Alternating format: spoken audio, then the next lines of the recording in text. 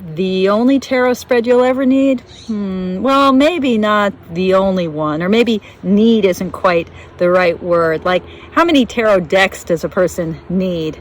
How many tarot spreads does a person need? So you might have bazillion spreads that are your go-to spread, but the reason the Chariot spread is singularly important is because it harnesses, it mobilizes this profound dynamic truth of the tarot. Sorry, there's traffic, there's airplanes, there's dogs. But it's too beautiful not to film outside. Anyway, the Chariot spread mobilizes this incredibly important truth of tarot. It's underlying kind of rhythmic structure that I've been lately calling the tarot waltz. It's the 1, 2, 3, 1, 2, 3, 1, 2, 3 rhythm of tarot that we see over and over again, both in individual cards, where we have, most notably in a card like the Chariot, we have the sense of there being a dichotomy, the black and the white Sphinx, or the two different horses. And then this higher level, and literally in the Chariot spread, it is a higher level kind of unifying force or holistic force, that charioteer who manages not to choose either or, but to hold both and together, to hold the contradiction together. And I am getting a ray of light again. It's pretty cool. This is the effect of, okay, it disappeared. I lost my burst of light. My divine spark has disappeared. It's the alchemical truth of tarot, right? That this is a spiritual tool that allows us to find the concord, the harmony of opposites, that takes our swords-like minds, our minds that are always wanting to cut the world into this or that, black and white, either or, rich and poor, better or worse, and it takes that dichotomous binary thinking of the human mind and helps us find wholeness, helps us find unity, helps us pull things together. Or at very least, and this is like the truth of the Temperance card, that alchemical card. Shout out to Gil if you're watching this. The Temperance card, that alchemy that says, well, we've got a flow here. Okay, this isn't about choosing, this isn't about forcing together, this isn't about melding, this is about flow. This is the flow of the lemniscate, right? That rhythm, that figure 8 rhythm of wholeness, right? That's at the core of what the tarot is, right? That's at the core of the mandala of tarot, the sacred map that the tarot is, with its 1, 2, 3, 1, 2, 3, 1, 2, 3 dance rhythm, right?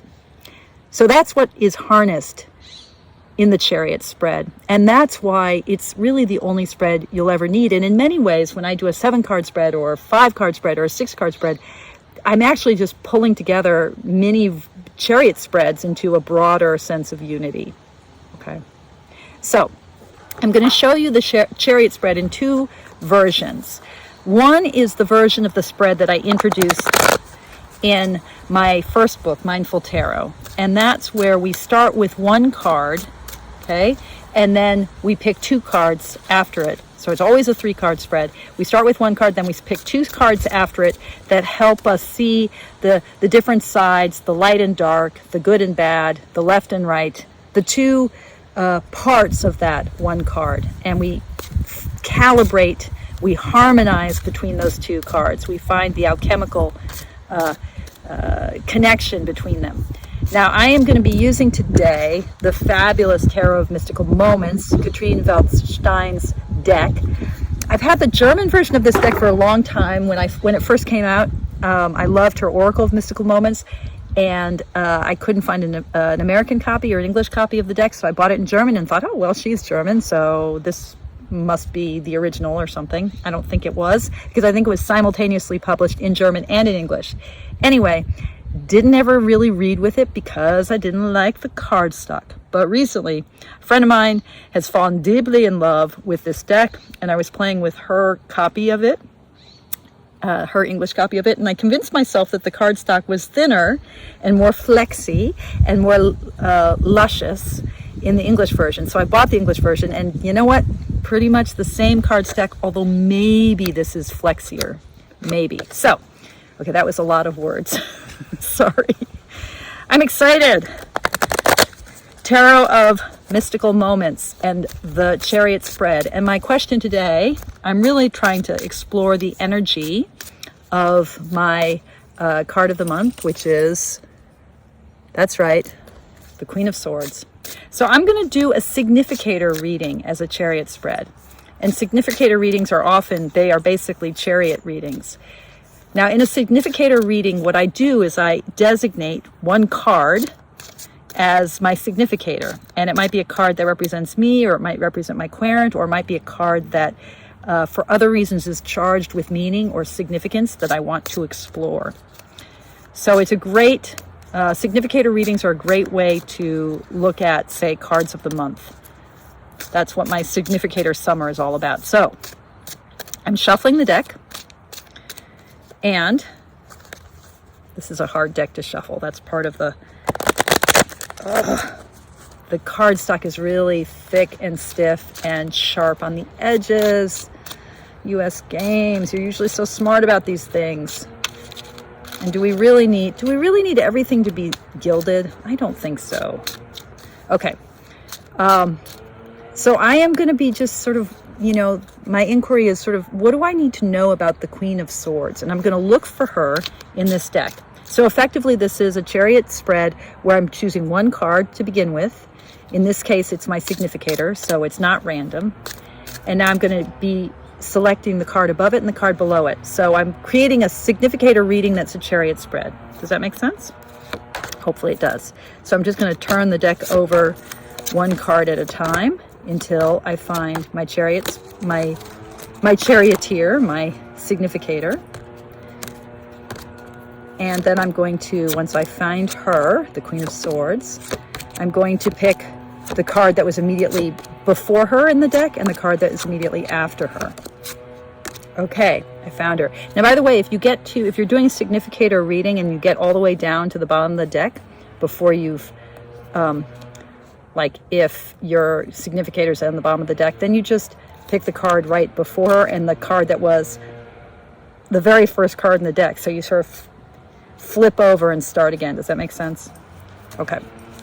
Queen of Swords. So this is the Queen of Swords. She's really quite remarkable in this deck. Riding on this very strange balloon that's also a building with windows and birds.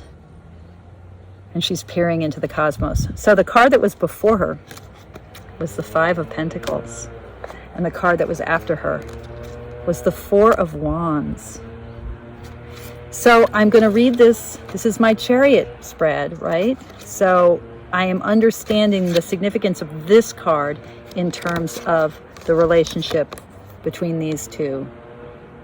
Right? The Chariot Spread is about calibrating or comparing cards, the two cards that are the two sphinxes, the two horses, in order to elicit a sense of the whole.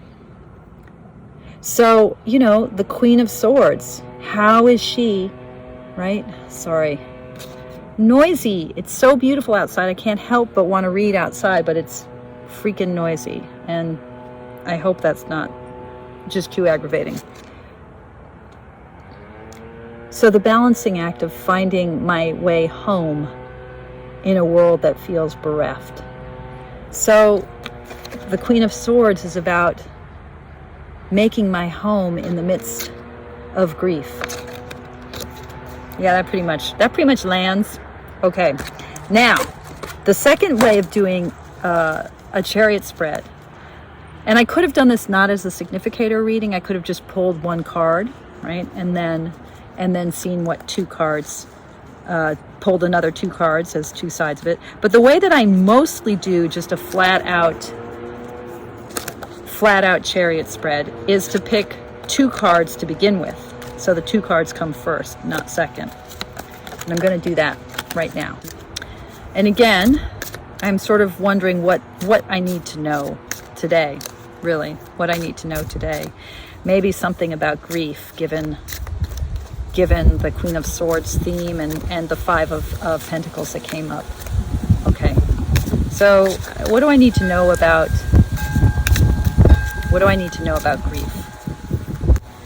So I'm going to pick my two bottom cards, the two horse cards or Sphinx cards, and I'm not going to worry about reversals for this reading. But these are the two cards that are on the bottom. The Eight of Cups and Justice. Yeah. Okay, so, there's something here that's about justice, man. She's another figure of the Queen of Swords for me. Very much. Call out to Christine if you're watching this. Yeah, so that justice, right? The clear seeing that justice is trying to achieve. She's trying to achieve something like balance. She's trying to cut through the mist. And there's a sense too with the Eight of Cups of like, how do I make my way to my true home? What do I need to leave behind?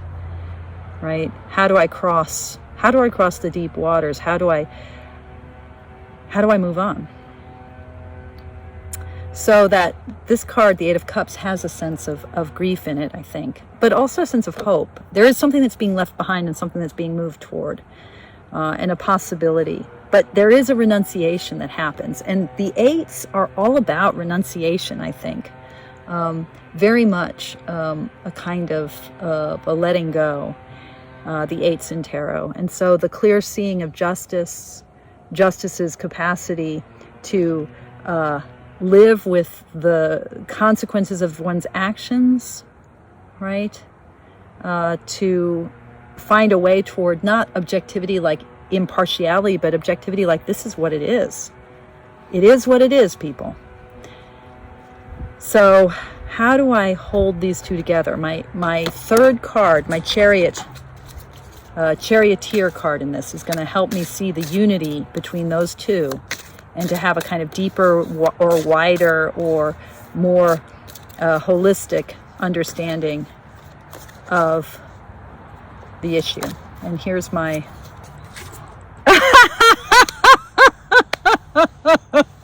okay. I swear to God.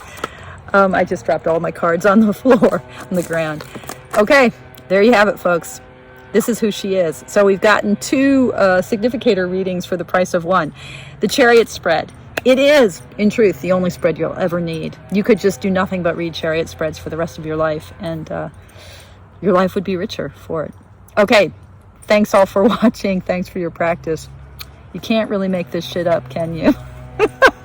Much love.